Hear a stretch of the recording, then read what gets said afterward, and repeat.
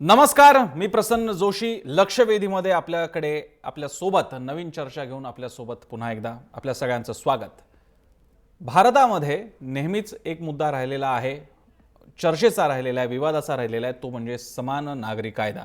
आणि हा चर्चेला तेव्हा नेहमीच आलेला आहे जेव्हा जेव्हा काही मुस्लिम विषयक प्रश्न समोर आलेले आहेत.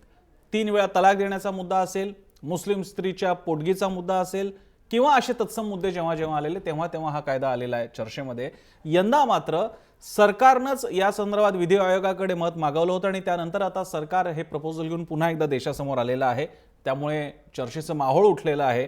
कारण सगळ्याच मुसलमान संघटना, इस्लामी संघटना, जमाते इस्लामी हिंद, जमाते उलेमाए हिंद किंवा तत्सम ज्या मोठ्या धार्मिक संस्था आहेत मुसलमानांच्या, विविध राजकीय संस्था आहेत किंवा पक्ष आहेत, संघटना आहेत, त्यांच्याकडनं याला विरोध सुरू झालेला आहे. हा विरोध सुद्धा आजचा नाहीये. जेव्हा समान नागरी कायद्याविषयीचं बिल चर्चेला आलं होतं तेव्हापासूनचा हा विरोध सुरू आहे. असा एक सलग इतिहास आहे. प्रश्न असा आहे, भारताच्या एकात्मतेसाठी, एकमय भारताच्या निर्मितीसाठी जे घटनाकारांचं स्वप्न होतं त्या दिशेने पुढे जाण्याकरता एक देश एक कायदा आणण्याची आता वेळ आलेली आहे का? किंवा जी आतापर्यंत येणं अपेक्षित होतं ती आता आणायला हवी आहे का? आणि या निमित्तानं आताचं हे प्रपोजल आपण त्याला एक स्टार्टिंग पॉईंट म्हणून गणणार आहोत. त्याविषयी आपण चर्चा करणार आहोत. जर का तुम्हाला सुद्धा या चर्चेत भाग घ्यायचा असेल तर तुम्ही आमच्या ट्विटर हँडलवरती जाऊन भाग घेऊ शकता. आपला प्रश्न आहे, हिंदू, मुसलमान आणि सर्व भारतीय समान नागरी कायदा भारतीयांनी स्वीकारायला हवा का? जरूर व्यक्त व्हा या आमच्या प्रश्नावरती. कोणते मुद्दे घेऊन आपण चर्चा पुढे नेणार आहोत पाहूयात ग्राफिक्सच्या माध्यमातून. समान नागरी कायद्याला विरोध का? आंबेडकर नेहरू यासाठी आग्रही का होते? हा कायदा हे हिंदूंचं इतरांवर अतिक्रमण आहे का? एकात्मतेसाठी अशा कायद्याची गरज आहे का? समान नागरी कायद्यानं देशात समता येईल का? हे आपले सगळे मुद्दे आहेत. आपण चर्चेला सुरुवात करूयात. आपल्यासोबत मान्यवर आहेत. आपल्यासोबत आहेत शायना एनसी, भाजपच्या नेत्या आणि प्रवक्त्या. आपल्यासोबत थेट चर्चेत सहभागी होत आहेत, त्यांचं स्वागत. याशिवाय आपल्यासोबत असतील पुण्याहून प्राध्यापक शमशुद्दीन तांबोळी, मुस्लिम सत्यशोधक मंडळाचे अध्यक्ष आहेत. तांबोळी सरांचं स्वागत. माजिद मेनन सर, ज्येष्ठ विधिज्ञ, आपल्यासोबत असतील फोनद्वारे, त्यांचंही स्वागत. आपल्यासोबत असणार आहेत नौशाद उस्मान, शोधन साप्ताहिकाचे संपादक आहेत, कार्यकारी संपादक आहेत, औरंगाबादमध्ये आहेत, तिथून ते आपल्यासोबत फोनद्वारे असतील. आणि आपल्यासोबत आहेत हेमंत देसाई, ज्येष्ठ राजकीय विश्लेषक. सगळ्यांचं स्वागत. मी शायना एनसीपासून सुरुवात करेन. शायनाजी, आम्हाला सांगा की आज बाकीचे इतके सगळे मुद्दे असताना हा प्रपोजल का समोर आलेला आहे? अचानक हा समान नागरी कायद्याची चर्चा का सुरू झालेली आहे? आणि दुसरी गोष्ट, या कायद्याच्या बाबतीत भारतात एवढे पक्ष आहेत, केंद्रात एवढ्या सत्ता येऊन गेल्या, पण भाजप इतका आग्रही का आहे? सबसे पहले तो मैं 2 चीज कहना चाहती हूँ कि ट्रिपल तलाक का मुद्दा बिल्कुल अलग है और यूनिफॉर्म सिविल कोड का मुद्दा अलग है। मुझे नहीं लगता है कि यूनिफॉर्म सिविल कोड को लेके कोई भी मजहब को लाने की आवश्यकता है। आप कॉन्स्टिट्यूशन में ही पढ़ें तो directive principle of state policy है, जहां कहते हैं कि यूनिफॉर्म सिविल कोड बहुत ही ज़रूरी है और एक कानून एक कायदा ही होना चाहिए। अभी बार बार ये सवाल पूछना कि भारतीय जनता पार्टी क्यों आग्रह कर रही है, भारतीय जनता पार्टी नहीं आग्रह कर रही है। हर एक नागरिक चाहता है कि एक ही कानून कायदा हो जहां justice to all and appeasement to none. Law commission justice Chauhan का ये बयान आया है कि हम सोच समझ के एक रिपोर्ट पेश करेंगे।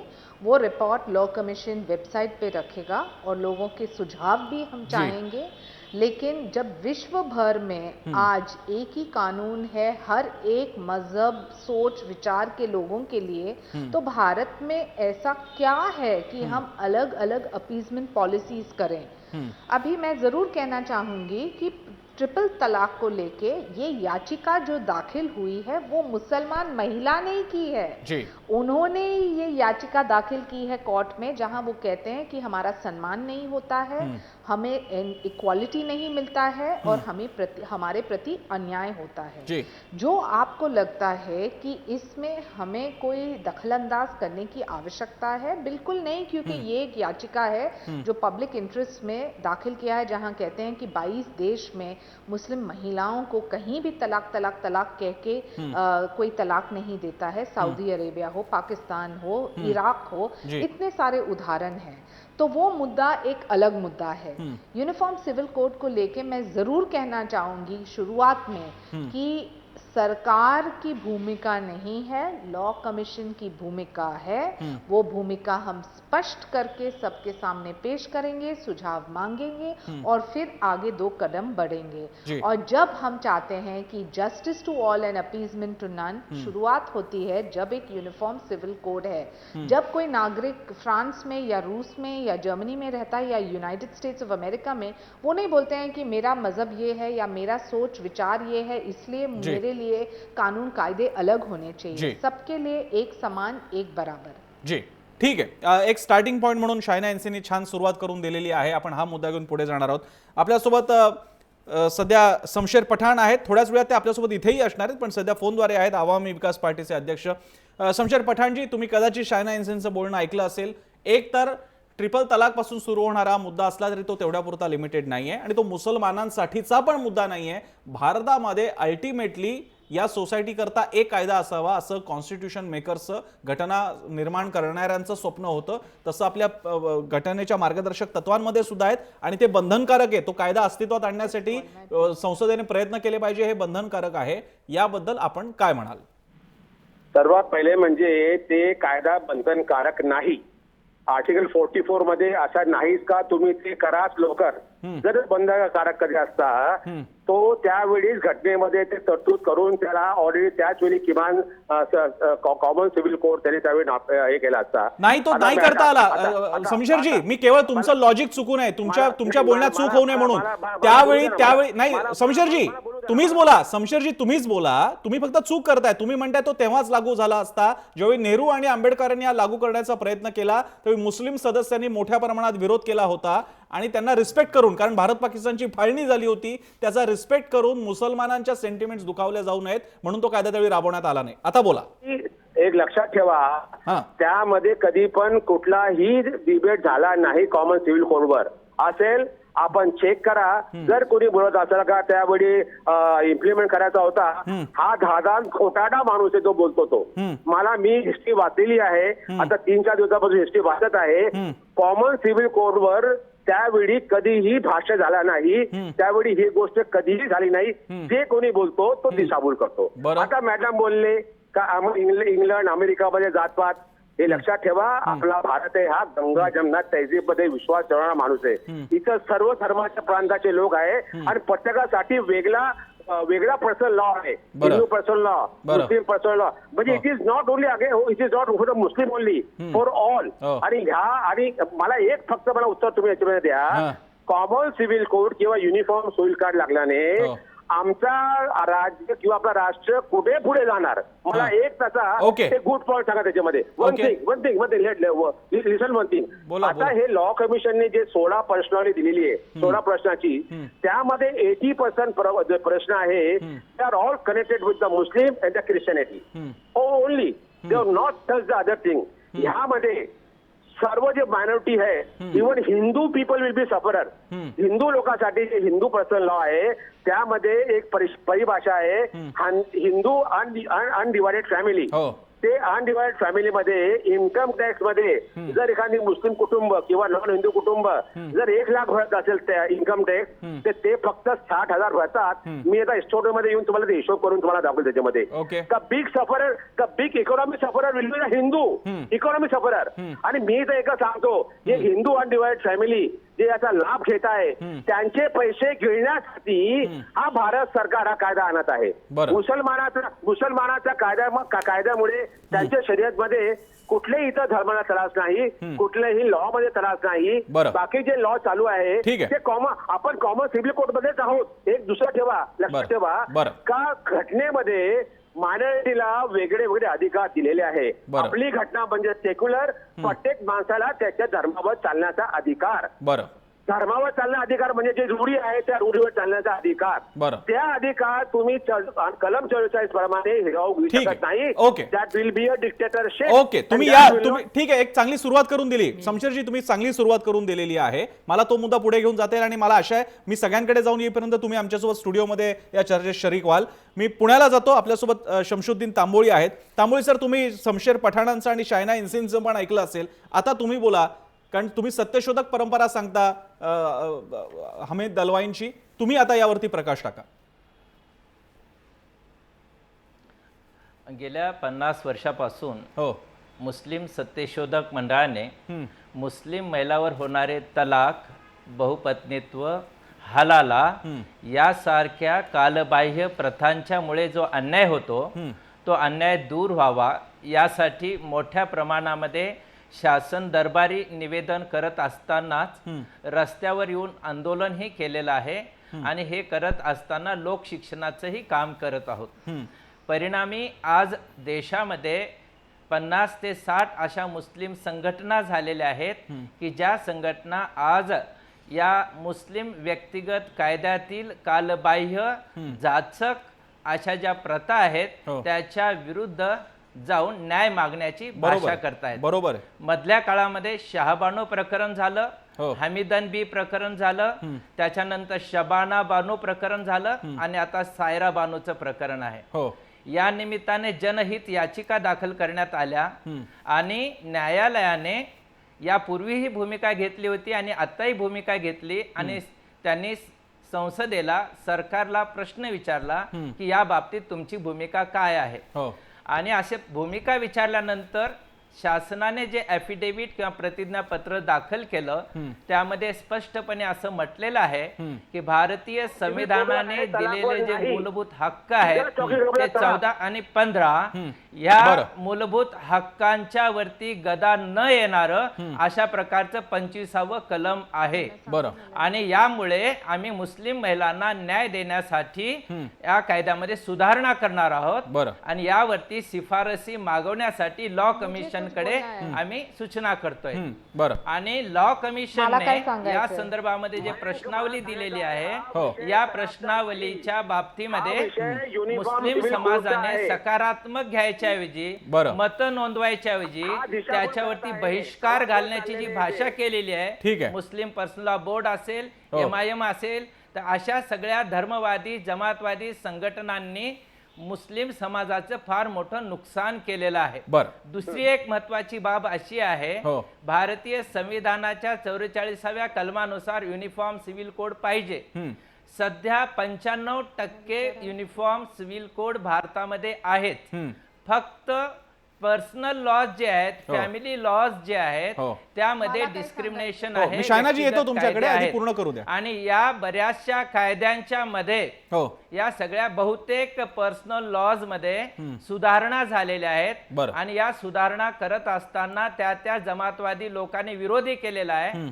मुस्लिम व्यक्तिगत कायदा हा असा एकमेव कायदा आहे की जो इंग्रजांच्या काळामध्ये 1937 मध्ये शरीयत ऍक्टच्या रूपाने निर्माण झाला आणि तो आजतागायत चालू आहे.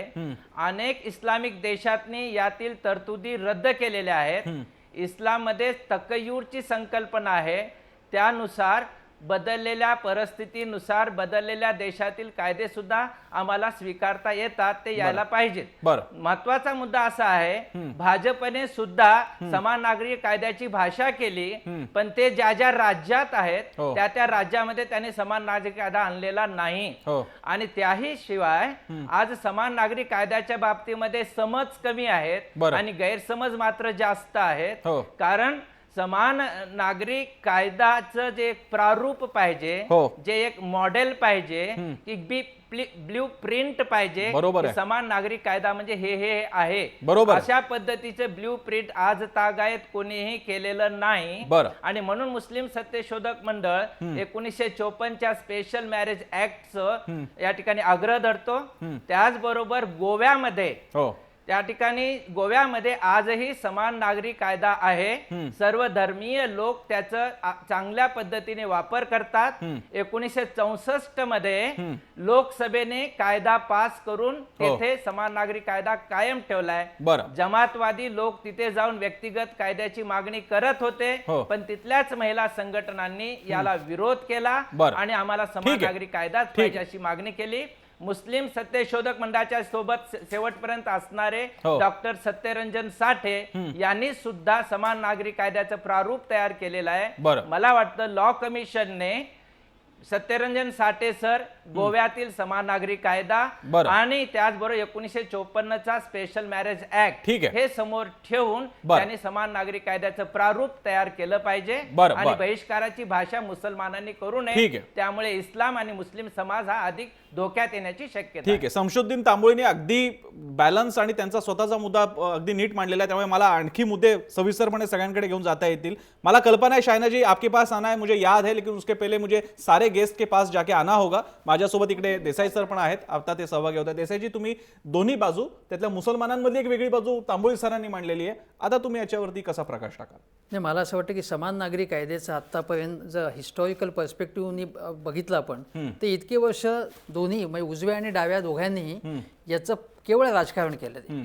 आता हा जो प्रश्न आहे भारतीय जनता पक्षाने, आत्ता म्हणजे काल अरुण जेटली यांची एका चॅनलवरती इंग्रजी चॅनलवर मुलाखत झाली, त्यामध्ये त्यांनी या प्रश्नाला कुठेही राजकीय स्वरूप दिलं नाही. माझ्या मते हे स्वागतार्ह आहे आणि ज्या प्रकारचं आर्ग्युमेंट त्या प्रश्नासंबंधी केलं गेलं ते केवळ त्याच्याशी लिमिटेड असं अशा स्वरूपाचं होतं.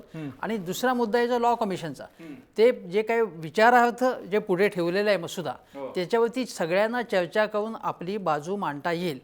तेव्हा आत्तापासून फड रंगवण्याचं खूप कारण किंवा एकमेकावरती आरोप करण्याचं कारण नाही, ही पहिली गोष्ट. दुसरी गोष्ट म्हणजे शमशुद्दीनने ज्याचा उल्लेख केला ते सत्यरंजन साठे, त्यांचा त्यांनी जे प्रारूप तयार केलेलं होतं ते मी माझ्या वाचनातही तेव्हा आलेलं होतं आणि त्यांचं त्याच्यामध्ये संपूर्ण त्यात जो एम्फसिस होता तो असा होता की याला कुठेही कम्युनल टच देता कामा नये, बरं, ठीक, अतिरेकी भूमिका घेता कामा नये. आणि तिसरी गोष्ट जे शमशेर पठाण जे आता म्हणाले की याच्या संबंधी काही वादच नव्हता तेव्हा, आता हे साफ खोटं आहे की त्यावेळी माझ्याकडे आता काय वाद झाला ते सुद्धा त्याची माहिती आहे. आणि मी येतो, आपण सविस्तर येतो, त्यापूर्वी फक्त मी शायना एनसीनचा एक मुद्दा मला कव्हर करावाच लागणार आहे. शायनाजी, तुम्ही मगाशी काय म्हणत होता, कोणता मुद्दा राहिलाय तुमचा? देखिए, आपके एक पैनलिस्ट ने कहा कि देखिए इसमें फ़ायदा होने वाला है, किसी को नहीं, सबसे ज़्यादा नुकसान होगा हिंदू महिला को और मुसलमान महिला को तो इतना होगा भी नहीं. मुद्दा नहीं है मज़हब का. मैं बार बार कहना चाहती हूँ कि यूनिफॉर्म सिविल कोड का मतलब क्या है. इसका मतलब है कानून कायदे, हर एक व्यक्ति, हर एक नागरिक के लिए एक बराबर. और उसमें आप जो बाइफिकेशन करने वाले हैं हिंदू मुस्लिम जैन सिख ईसाई, तो फिर ये मुद्दा ही नहीं रहा. वी मस्ट अंडरस्टैंड कि लॉ कमीशन क्या बोल रहा है. बोल रहा है कि एक रिपोर्ट हम सबमिट करने वाले हैं. इसका मतलब नहीं कि ये रिपोर्ट फाइनल है. हम जब हमारे वेबसाइट पे लगाएंगे ये रिपोर्ट, तब आप आपकी प्रतिक्रिया दे सकते हैं. उसके बाद संविधान के अनुसार पार्लियामेंट में चर्चा होगी और फिर जो directive principle of state policy को आपको फॉलो करना है, तो ये बहुत दिन से लागू करने की आवश्यकता थी. मैं मानती हूँ कि जब हम बार बार ये चर्चा करते हैं कि देखिए मुसलमान के लिए एक पर्सनल लॉ है और शरीयत है, और देखिए शाबानू के केस में क्या हुआ, अन्य केसेस में क्या हुआ, वो मुद्दा कोर्ट में है. इट इज सब जुडिस, क्योंकि जो ये याचिका इतने लाखों की तादाद में मुस्लिम महिला ने खुद दाखिल की है, तो इसका मतलब कि कहीं ना कहीं उनको लगता है कि उनके सम्मान को लेके या उनके इक्वालिटी को लेके एक प्रश्न चिन्ह उठ रहा है आज की परिस्थिति में, जहां स्काइप के माध्यम से, फोन कॉल के माध्यम से, एसएमएस के माध्यम से आप एक महिला के प्रति सिर्फ बोल सकते हैं कि तलाक और आप आउट, तो वो मुद्दा अलग है. Please distinguish between uniform civil code and triple talaq and Muslim personal law. I think that we need to understand कि आज के दिन में जो आप जस्टिस की बात करते हैं, तो आप एक सेक्शन के लिए अपीजमेंट नहीं कर सकते हैं और फिर ये कहना ही गलत है कि ये मजहब को बेनिफिट हो रहा है और इनको नुकसान, क्योंकि this is not about religion, it is about uniformity in the eyes of law. जी, ठीक आहे. मी इकडे आपल्यासोबत आता आलेले आहेत शमशेर पठाण, आवामी विकास पार्टीचे. शमशेरजी, सबसे पहली बात तो तुम्ही मगाशी म्हणाला होतात की असं काही चर्चा झाली नव्हती आणि कायदा पास होण्याचं काही कारण नव्हतं किंवा घटनेच्या कुठल्याही भागात ती तरतूद नाहीये.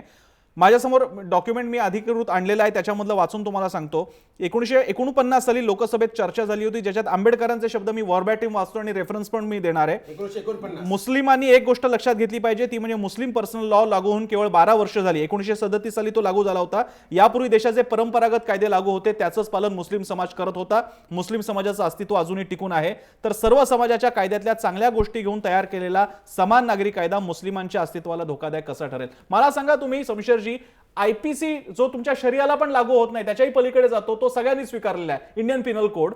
मग 95% तुम्ही सगळं ऍक्सेप्ट केलेलं आहे, 5% साठी म्हणजे जर का तलाकची पद्धत बदलली तर मग इस्लाम कसा काय खतरे में येणार? ओके, आता तुम्ही आता बोलले 1919 एक तर तुम्ही मान्य करता का की ही डिस्कशन झालेलं आहे आणि ह्या कायद्यामध्ये तरतूद आहे, तुम्ही मान्य करता की नाही? सांगतो ना तुम्हाला ते. हां, तुम्ही जे बोलले आता discussion, it is in 1949. Constitution came in existence on 26 January 1950. Right. How you can say that it is as per Constitution? No. If it is done after the Constitution, then I can say Constitution is coming into effect from 26 January 1950. पूर्वीचे discussion of no use. One minute. घटनेच्या चौथ्या भागातल्या कलम 44 मध्ये समान नागरी कायदा ठेवून शासनाला जबाबदारी, दिशा आणि उद्दिष्ट आखून दिलेलं आहे आणि हे समान नागरी कायदा आला पाहिजे. That is not mandatory, that is not compulsory, it is optional. It is optional. So 70 वर्ष घटना समितीवाले टाइमपास करत होते, घटना समितीवाले टाइमपास करत होते. ओके 44 करून टाका. तुम्हाला असं म्हणायचंय आंबेडकरांना काही पडलं नव्हतं, त्यांनी सहज लिहून टाकलंय. एक general comment. Don't take words in my from my. You tell me, मग घटनेने तिकडे का लिहिलं? आंबेडकर साहेब नाव घेऊ नका, मी सांगतो त्याच्यामध्ये का लिहिलं त्यांनी तिकडे. पुढे काय का लिहिलं? 44 कलमामध्ये समान नागरी कायद्याची गरज त्यांनी का लिहिली? टाइमपास. गरज नाही, करू शकतात. ओके, असं इट वॉज कंपल्सरी. जर असतात तर त्याच वेळी टाकला असते. त्याच्यामध्ये लक्षात ठेवा, याच्या व्यतिरिक्त परत चुकताय. तुम्ही म्हणता त्याच वेळी टाकला पाहिजे.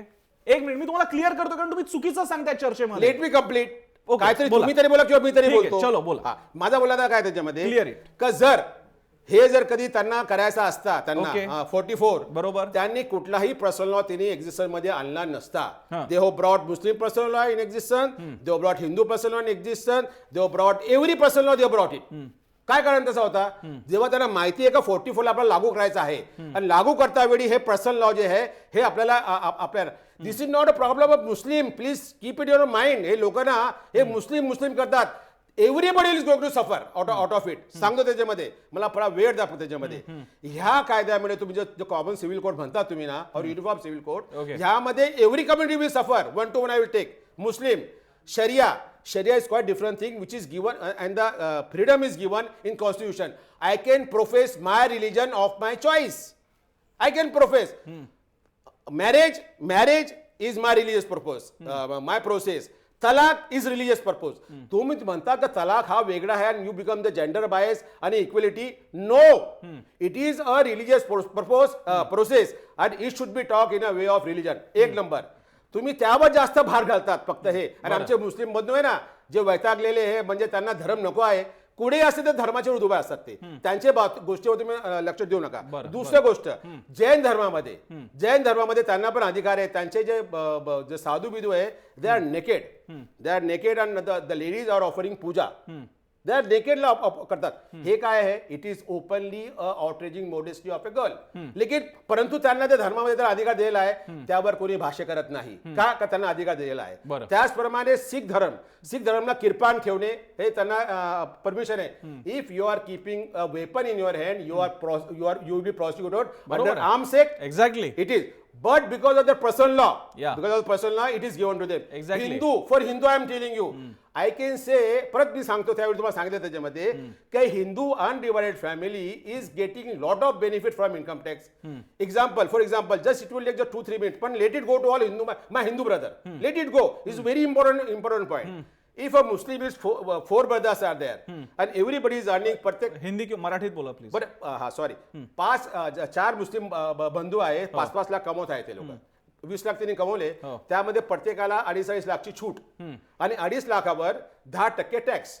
म्हणजे एव्हरी पर्सन विल पे 25,000 आणि इट विल बी 1 lakh. 4 जे हे इन्कम टॅक्स आहे 4 लाख रुपये. ओके, 1 लाख रुपया झाला. नाव come to Hindu undivided family. 4 Hindu भाऊ आहे, त्यांचा धंदा एकच आहे, अनडिवाइडेड फॅमिली. त्याच्यामध्ये if they earn 20 lakh rupees, 5 10 lakh त्याला सूट मिळणार, जे सूट आम्हाला मिळते. त्याच्यानंतर एक भाग आणखी त्याला सूट मिळणार 2.5 लाखाचा. म्हणजे they will get benefit of 12.5 lakh. Okay, बरोबर आहे. आता 12.5 लाख रुपये उरलेले नंतर 7.5 लाख.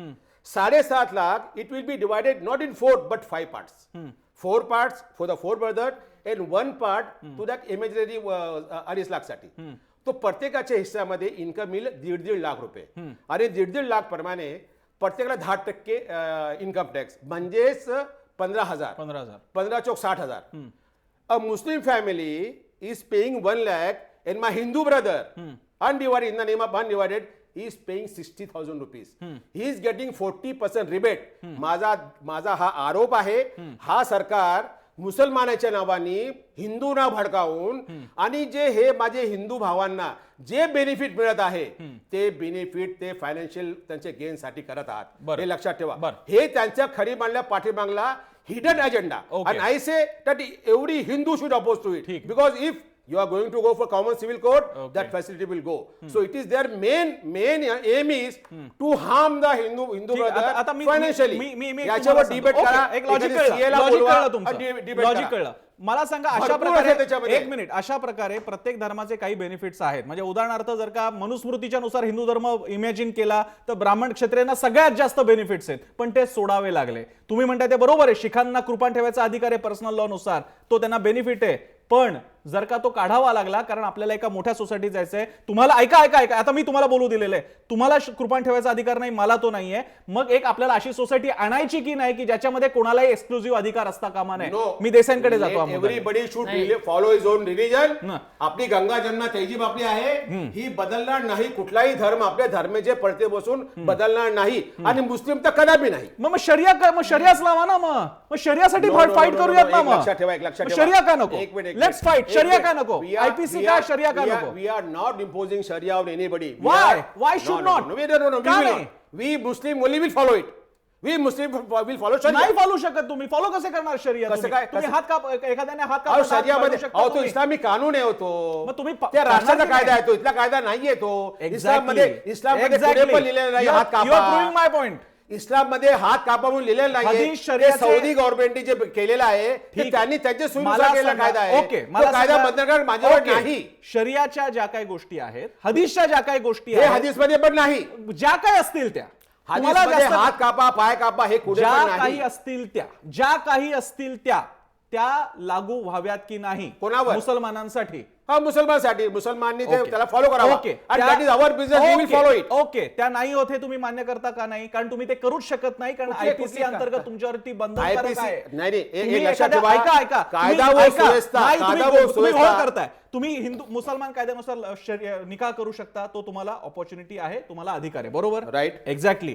पण जर का एखाद्या मुसलमानाकडे दुसऱ्या एखाद्या मुसलमानाकडनं काही चोरी झाली, खून झाला, तर त्या माणसाला, पुरुष किंवा स्त्रीला शिक्षा करायचा जो मुद्दा आहे तो तुम्ही आयपीसी नेच करू शकता. तो तुम्ही शरिया हदीसच्या मार्गदर्शनानुसार नाही करू शकत. बरोबर, राईट. मग जर का हे सगळं शरियामध्ये साठी पनिशमेंट नाही कोणी चोरीसाठी.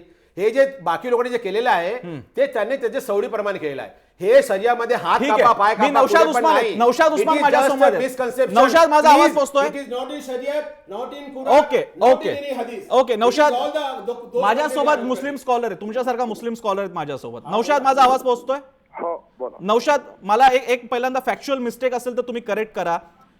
कोणत्याही शिक्षेसाठी इस्लामच्या धर्मग्रंथांचे जे प्रमुख जर का म्हणले कुराण हदीस शरियाच्या अनुषंगाने विचार करायचा झाला तर एखाद्या गुन्ह्यासाठी शिक्षा करायची तरतूद मार्गदर्शन आहे की नाही? ऑथेंटिक सांगा मला. ते अभ्यासकच आहे.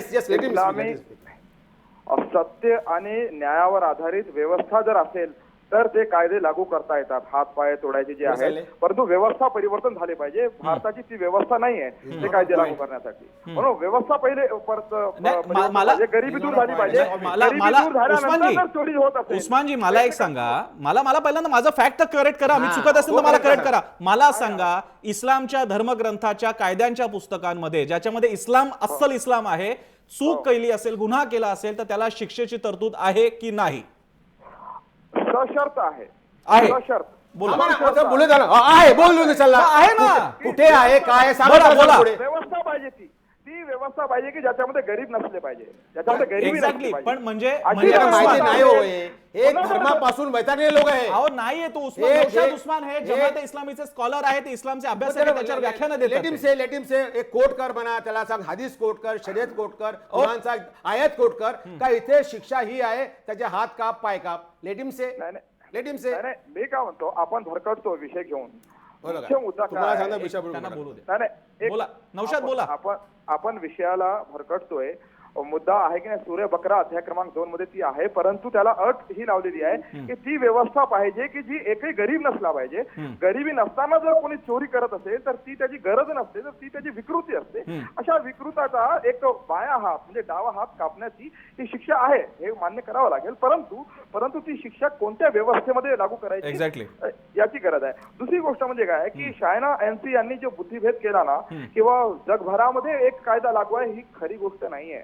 अनेक देशामध्ये मायनॉरिटीसाठी कायदे आहेत, वेगळे आहेत. आयरिश लॉ तुम्ही बघा, कॅथलिक लॉ, इव्हन ख्रिश्चनांसाठी कॅथलिक लॉ आणि प्रोटेस्टंट लॉ वेगळा आहे. इव्हन गोव्यामध्ये जिथं भाजप सरकार आहे, तर यांनी जे शमशुद्दीन तांबोळी यांनी पण एक दिशाभूल केली आहे. गोव्यात समान नागरी कायदा आहे आणि देसाई पण म्हणाले ही फार बुद्धिभेद करतात अनेक लोक. तिथं गोवन सिव्हिल कोड तुम्ही बघा, तिथं कॅथलिक जे आहेत, प्रोटेस्टंट आहे, कॅथलिक चर्चनं जर लग्न लावलं असेल तर त्याला जर अनफेथफुलनेस असेल म्हणजे बेवफाई झाला म्हणतात, त्याच्या महिलेचं जर चारित्र्य हनन असेल तर त्या चर्चच्या पादरीला, त्या फादरला हक्क आहे की तो ते विवाह तोडू शकतो.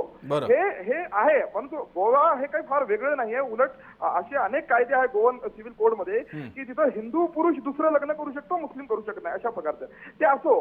परंतु काय की समान नागरी कायदा हे एक ड्रीम लॉ होतं. तुम्ही जे कलम 44 बोलत आहात तो एक ड्रीम लॉ आहे. कम्युनिस्टांचा एक ड्रीम हे आहे, किंवा इस्लामवाद्यांचा पण एक ड्रीम आहे. आम्हाला वाटते आमच्या विचारधारेनुसार सगळं असावं. अशी विचारधारा, अशी एक विचारधारा ज्या काळामध्ये देशामध्ये असेल तेव्हा समान नागरी कायदा लागू करू. आम्हाला वाटतं की आमचा जो इस्लामिक लॉ आहे तो समान नागरी कायदा म्हणून लागू करावा. कम्युनिस्टांना वाटतं की जो कार्ल मार्क्सची जी विचारधारा आहे ती समान नागरी कायदा म्हणून लागू करावी. परंतु प्रत्येकाचा समान नागरी कायदा वेगळा असू शकतो. आता काय आहे की हा जो तलाकचा पिन पॉइंटवर जर आपण टोकदार जर चर्चा केली तर मला असं वाटतं की ती फलदायी होईल.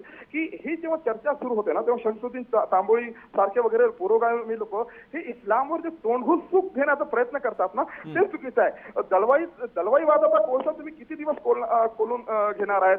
मला असं वाटतं की तलाक बहुपतित्व ही प्रथा नाहीये, हे नियम आहेत, हे कायदे आहेत. तलाक हा म्हणजे डिवोर्स प्रत्येक देशात आहे, प्रत्येक धर्मात आहे. इव्हन नास्तिक लोक पण डिवोर्स देतात.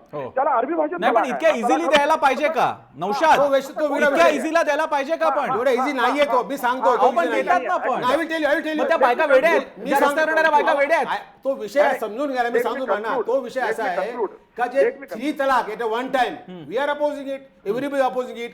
तलाक talaq talaq. Now we say no talaq, it should be 1 talaq at one time. त्याच्यानंतर मग 1 महिन्याचा गॅप मध्ये ते husband wife they can think, rethink and they can reunite.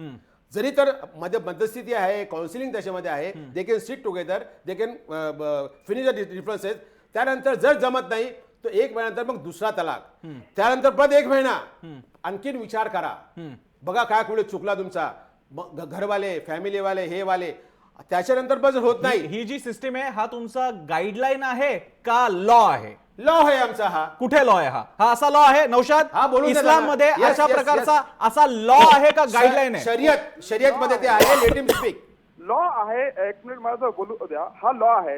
शमशेर खान पठाण योग्य बोलतात, बरोबर बोलतात. परंतु हनफी संप्रदाय जो आहे त्यांनी हजरत उमर यांच्या काळात काय झालं, इज्तिहाद झाला की लोक याचा गैरफायदा घ्यायचे. 1 तलाक देऊन टाकायचं बायकोला आणि युद्धावर जात असताना तिथे दुसरं लग्न करायचं. ती मुलगी म्हणायची की तू विवाहित आहे का, तर तो सांगायचा की मी तलाक दिलेला आहे माझ्या बायकोला. 1 तलाक दिलेला असतो तो खोटं नसतो. म्हणून ही जी चिटिंग आहे ती बंद करण्यासाठी हजरत उमर यांनी सांगितलं की आता तुम्ही एकाच दमात 3 तलाक देऊन टाकायला पाहिजे, तुम्ही चिटिंग करता कामा नये. आणि हा याच बेसिसवर हनफी संप्रदाय, फक्त हनफी संप्रदाय हा एका दमात 3 तलाक देण्याच्या पक्षामध्ये आहे. हा 3 तलाक मकरू म्हणजे घृणास्पद मानलेला आहे. परंतु याच्यावर कायदेशीर बंदी नको आहे. मुस्लिमांनी स्वतःहून बंदी घातली पाहिजे अशी आमची भूमिका आहे. हा एक मुद्दा ओके.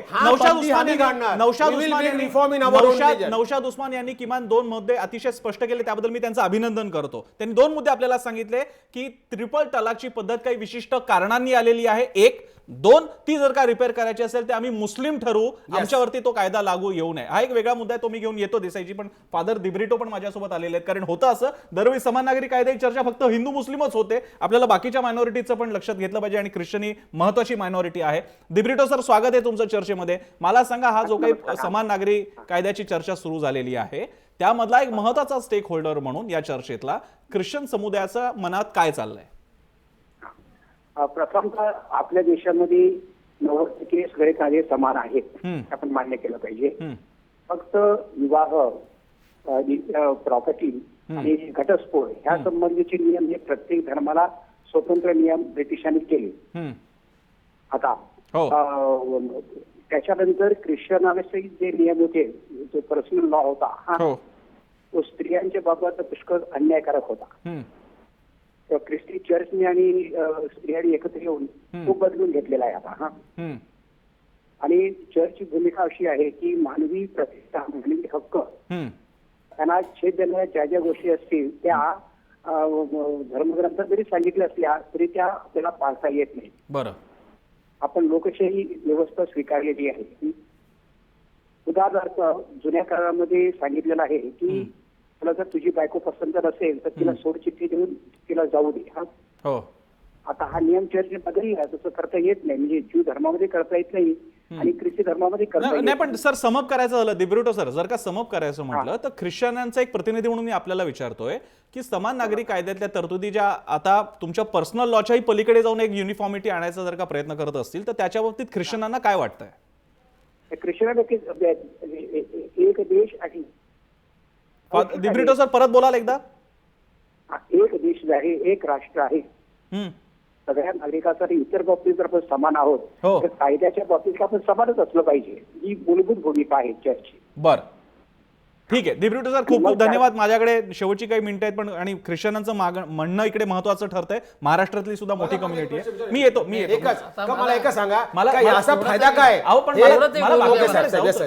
मला म्हणजे अजिबातच वेळ मिळाला नाही. बोला बोला. एक तर मी आणि किंवा शमसुद्दीनजींनी बुद्धिभेद करण्याचा प्रयत्न केला, असं जे म्हणाले ते साफ खोटं आहे. गोव्यामधल्या कायद्याचं समान नागरी कायदा असंच वर्णन भारतातले सगळेजण करतात आणि त्यात बरेच पुढची पावलं टाकलेली आहेत आणि त्याचं स्वागत करायला पाहिजे. दुसरी गोष्ट म्हणजे आंबेडकरांनी किंवा नेहरूंनी जे हिंदू कोड बिल जे आलं आणि ते त्याबाबत आंबेडकरांना राजीनामा द्यायला लागला. पण हिंदू कायद्यामध्ये जे सुधारणा झाली आणि हिंदू कायद्यामध्ये अन्यायकारक अनेक प्रथा होत्या. हो, खरंय. आणि त्या सुधारणांचा आग्रह सगळ्यांनी धरला. काही जणांनी कट्टरपंथीयांनी ती हिंदूंमधले विरोध केला पण त्याचं आपण स्वागत केलं. आणि त्याचप्रमाणे हे जेव्हा बिल आणण्याचा प्रयत्न झाला, कॉन्स्टिट्यूशन 1950 साली आलं, तरी त्याच्या अगोदर ज्यांनी विरोध केला, ज्यांनी पाठिंबा दिला त्याच्यामध्ये मीनू मसानी यांच्यासारखे मोठे विचारवंत होते, मोठे ऍक्टिव्हिस्ट होते, स्वातंत्र्य सेनानी होते, राजकुमारी कौर होत्या, अनेक जण होते. आणि ज्यांनी विरोध केला ते मुस्लिम मूलतत्ववादी होते आणि त्यांच्या विरोधामधनं शेवटी आंबेडकरांना सुद्धा त्यामध्ये मवाळ भूमिका घ्यायला लागली. आणि ते तेव्हा जर समान नागरी कायदा आला असता तर माझ्या मते या देशातल्या मुस्लिम बांधवांनी सुद्धा आणि त्यानंतरच्या आधुनिक पिढीतल्या मुस्लिम बांधवांनी त्याला पाठिंबा दिला असता. तेव्हा आता तलाक बाबत आता हे जे बरंच प्रवचन मी ऐकलं आता कितीतरी इम्रान केस पासून अनेक ठिकाणी किती अन्याय झालेला आहे मुस्लिम महिलांवरती आणि त्यांच्या तुम्ही गप्प बसा. आता जैन लोकांची का भीती वाटते तुम्हाला? अहो तुम्ही मला बोलू द्यात ना. तुम्ही बुद्धिभेद घाबरत नाही. हा विषय आता मुस्लिम नाही मला बोलू द्या. तुम्ही मला सांगू नका सगळ्या याच्याबद्दल सुद्धा मला बोलायचा अधिकार आहे. याच्याबद्दल सुद्धा बोलायचा अधिकार आहे. बोला देसाई बोला. तलाक पीडित महिलांच्या संघटना झाल्या. मेहरुनिसा दलवाईंपासून शमसुद्दीन लोकांनी काम केलं त्याच्यावरती. इम्रानाच्या केसमध्ये काय झालं, किती त्या मुलीवरती अन्याय झाला. मग याच्यामध्ये एखाद्या त्यांचा जो एक मुद्दा आहे, एक मिनिट, अशा अनेक केसेस त्यांचा जो एक मुद्दा आहे तो आपण घेऊया, टॅकल करायला तोंड दिलं पाहिजे. बोलायला लागेल असं नाही झालं. संथाराबद्दल तुम्ही बोलणार की नाही? लहान मुलींच्या उपवासाबद्दल बोलायचं. त्याच्यावरती तुम्ही काय सांगताय? मला निषेध केलेला आहे त्याचा. कोणी केला निषेध? मी स्वतः केलेला आहे. पुढे वाचला नाही. तुम्ही वाचत नसाल तर काय, तुम्हाला कॉन्स्टिट्यूशन मध्ये काय सभेत काय झालं ते माहित नव्हतं तुम्हाला? कॉन्स्टिट्यूशन काय नाही. एक मिनिट काय बोलले तुम्ही? म्हणालात की 50च्या अगोदर काही झालं नाही, चर्चाच झाली नाही. मी म्हणतो कॉन्स्टिट्यूशन फोनवर बोलला 44 मध्ये कॉन्स्टिट्यूशन त्यामध्ये काय झालं कामकाज मी सांगितलं तुम्हाला. 1949 मध्ये काय झाला नाही साहेब. चर्चा झाली. ती चर्चा काय कामाची? त्या- It अहो, should ती be त्या after स- 44. अहो, मसुदा समितीची चर्चा आणि त्याच्या उपसमितींची चर्चा होती, त्याला महत्व नाही असं कसं No, म्हणता no, no, तुम्ही? no, no. कशाला? तेव्हा तुम्ही बुद्धिभेद करू नका आणि 70 वर्ष का नाही, बसले नाही, मग तुम्ही? ऐका, 70 years. याचं पोलिटिसायझेशन करू नका. Politics आणि कुठे बोलतो याच्यामध्ये याच्यामध्ये मी? मुस्लिम स्त्रियांवरती जो अन्याय होतो अहो, तुमचा ते त्याच्यावरती- बाकीचा बघा ना. त्याच्यावर- आम्ही आमचा नाही, बघू नाही, मुस्लिमांचा. नाही, तुम्ही काय? Why you are नाही, being so त्या- much cruel? त्या- त्या अहो, नागरिक आहेत. भरपूर मी मुसलमानावर नागरिक आहे. अन्याय चालला. मी ते बघत नागरिक आहे. नाही. नाही, बाहेरचा नाही, अन्याय बघत असं चालला चालणार त्याच्यामध्ये. नाही. आता मी हे या असंशुद्धा देशाचा वाढलेली आम्ही आहे. बघू म्हणजे काय? मी कधी पण बघणार? हे पण ते नाही, पण. कधी मी या बघणार? देशाचा नागरिक आहे. कधी बघणार? We will look कधी बघणार? आम्ही बघू ना. एवढा आज जास्त हाजी अलीच्या लढ्यासाठी सुद्धा एवढा बायकांना एवढा बाहेर यावं जास्त लागतंय. अन्याय नाही. असं तुम्ही एका दोन केसेस आणि हे टार्गेट एका फिरून जे दोन सत्तेच्या cases, नावाने असंख्य हे cases धंदे आहेत. करतात त्याच्यामध्ये. असंख्य ठीक आहे, मी cases आहेत. मुस्लिम विरोधी लोक सर्व त्याच्यामध्ये येते. मला सांगा कुठे तुम्ही मला दाखवा का प्रत्येक ठिकाणी मासतात इथे अन्याय एक 2-4 टार्गेट फिरू आहे जातात. अन्याय असेल मी सांगतो, नवऱ्याने दारू पिऊन त्याला तलाक दिला असेल, bad. We are going to fight for that lady, but don't make it public. आणि त्याच्यामुळे आमच्यावर काहीतरी धार्मिक ठीक आहे, आणू नका त्याच्यामध्ये. मी तांबोळींकडे जाऊन या पुन्हा सगळ्या आर्ग्युमेंटचा मी निषेध करतो, मला अजिबात मान्य नाही. मी तांबोळींकडे जातो. तांबोळीच्या आता हेमंत देसाईंनी पण मांडणी केली. मला 2 मुद्दे विचारायचे आहेत, कारण तुम्ही फील्डमध्ये काम करणारी माणसं आहात. जसं आपल्याला आता शमशेरजी म्हणतात की एकतर या आयसोलेटेड इव्हेंट्स तुम्ही आम्हाला सांगताय, हे खरं आहे का? दुसरा मुद्दा, आम्ही आमचं बघून घेऊ, आम्हाला बाहेरून कायदा नको, ही भूमिका, याबद्दल काय म्हणणं आहे? नाही, या भूमिकेच्या तर मी पूर्णतः विरोधातच आहे. आणि या व्यतिरिक्त 2 गोष्टी याच लोकांच्या लक्षात आणून द्यायच्या आहेत, त्या अशा की अल्लाहला सर्वात नापसंत असणारी जी गोष्ट आहे ती जर तलाक असेल तर मुसलमानांना ही एवढी पसंत का होते? कोणाला पसंत दुसरी आहे? एक गोष्ट- मिनिट, त्यांना बोलू द्या. तुम्ही बोलत असताना बोलत तलाक नव्हते. आहे, पसंत कशी तो होते? बोलत नव्हते, उमरच्या त्याला बोलू काळात द्या. आलेला आहे. He should not be आणि right. उमरच्या काळात मला बोलू द्या. तुम्ही बोला. उमरच्या काळात आलेली ही तरतूद जर नंतरच्या काळात कालबाह्य झालेली असेल तर अशा कालबाह्य तरतुदी आणि त्यातल्या त्यात हलाला सारख्या ज्या तरतुदी आहेत की ज्या युपी मध्ये आणि मध्य प्रदेशामध्ये लहानपणी विवाह करायचे, त्यांचा तलाक झाला की जवळच्या नातेवाईकांशी निकाह करायचा आणि परत त्यांना वैवाहिक संबंध प्रस्थापित झाल्यानंतर पुन्हा पहिल्या नवऱ्याने लग्न करायच्या. या पद्धती आजच्या काळात बुद्धीला पटतात का? हा एक भाग. दुसरा भाग जो आहे इस्लाम मध्ये माझे मुद्दे हा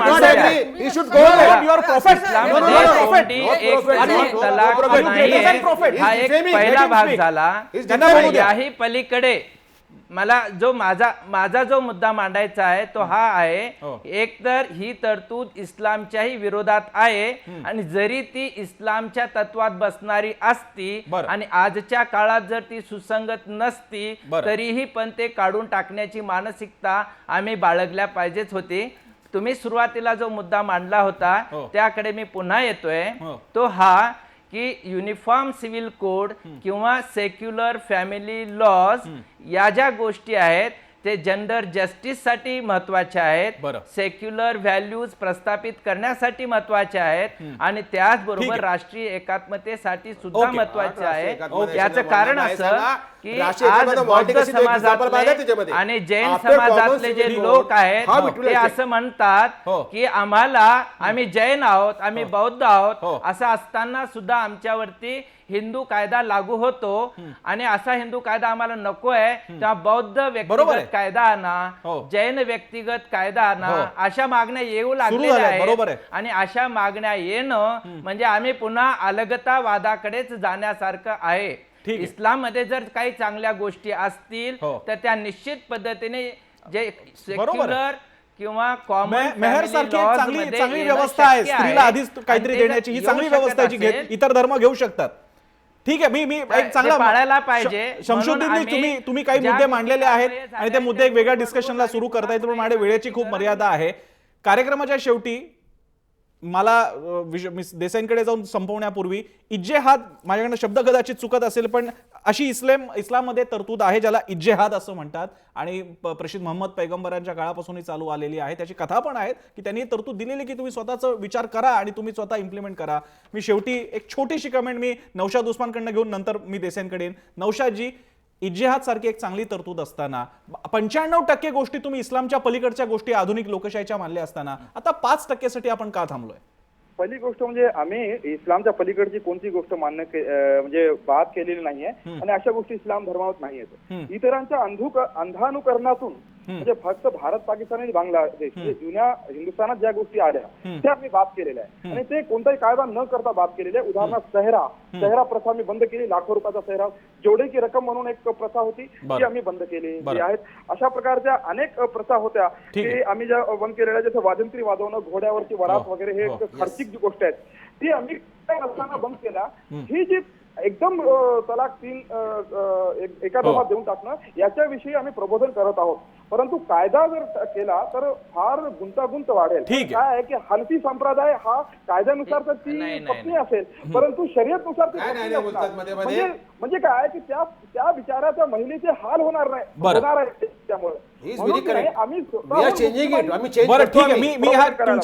नौशादजी तुमचा आणि मुद्दा घेऊन मी यांच्याकडे आपण देसाई सर आपण हाही विचार त्यांचा स्वीकार, जे हे म्हणतायत आणि ते म्हणतायत मी विचारतोय त्यांना, आम्ही चेंज करतोय आणि आम्हाला चेंज करायचा अधिकार आम्हाला आहे. दुसऱ्याने आम्हाला शिकवू नये. ठीक आहे, ओके, दुसऱ्याने आम्हाला शिकवू नये, माझी बात नाही, ते आम्ही एक्सेप्ट करणार नाही. बरं ठीक आहे, बोला देसाईजी. मी कन्क्लुडिंग रिमार्क तुमच्याकडेच येतो. नाही, सुधारणा करत असतील अंतर्गतरित्या खूप चांगली गोष्ट आहे, परंतु अजूनही अनेक सुधारणा बाकी आहेत आणि म्हणून बरेचसे आणि बरेचसे विरोधी सूर सतत उमटत असतात, चळवळी होत असतात, आंदोलन होत असतात, बायका कोर्टात जात असतात.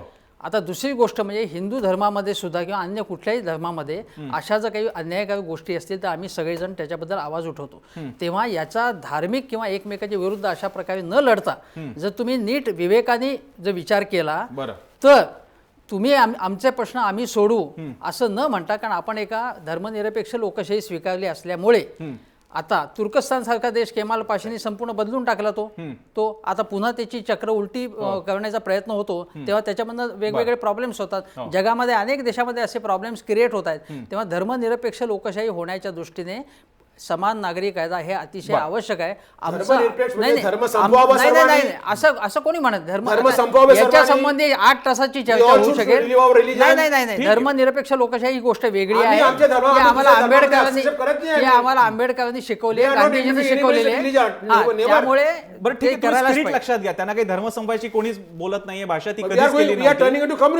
प्रश्न असा आहे की government is dictating us about my religion, it is a dictatorship, it is a communism. ते डिक्टेट करणं फार आधीपासून सुरू झालंय. आम्ही तुम्हाला आधीपासून सांगायचा मी प्रयत्न करतोय संशयशी. ते डिक्टेट करणं तुम्ही म्हणत असाल तर 95% या क्षणी आपण डिक्टेट झालेलो आहोत, कारण ते आंबेडकरांच्या घटनेपासून आपण डिक्टेट झालेलो आहोत. हरकत नाही, शमशेरजी तुमचा मुद्दा मी घेतलेला आणि जाहीरपणे घेतलेला आहे. शमशेरजी असतील किंवा नौशाद उस्मान असतील, त्यांचं एक म्हणणं आहे की आम्ही सुधारणा करू, पण ते आमच्या मार्गाने आणि आमच्या वेळेनुसार करू.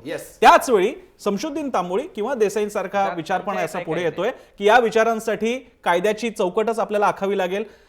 ती खुलीपणा असू शकत नाही, कारण चेंज जर का कोणी खुलेपणाने केला तर ते पुन्हा रिपीट पण होऊ शकतो. त्याला कायद्याचं बंधन हवं, त्यासाठी समान नागरी कायदा हवा असाही विचार आहे. पण त्याच वेळी हेही मुद्दे आहेत की जसं एक शमशुद्दीन तांबोळींनी खूप महत्त्वाचा मुद्दा लावला, ब्लूप्रिंट आणा, डिस्कशन होऊन द्या, त्याच्यामधल्या तरतुदी बघायला लागा. आणि शमशेरजी सुद्धा म्हणाले की हा अन्याय पण ठरू शकतो, तोही मुद्द्याचा विचार व्हावा. या सगळ्या अनुषंगाने विचार करून वेळ घेऊन का असेना धार्मिक रूढींबद्दलचा प्रश्न आहे, सामोपचाराने विचार व्हावा अशी आपण अपेक्षा करूयात. लोकांना पण विचारलं होतं त्यांना काय वाटतं अशा समान नागरी कायद्याच्या विचाराबद्दल.